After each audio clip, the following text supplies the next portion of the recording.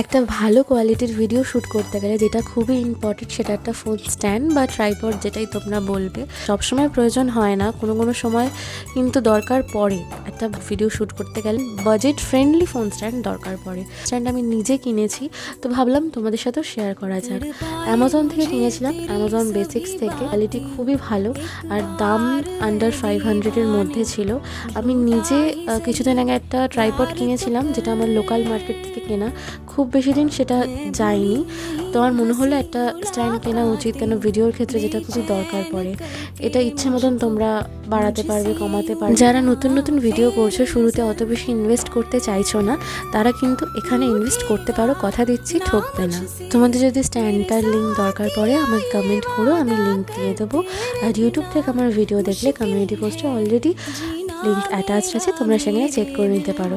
আপাতত বাই, সবাই ভালো থেকো।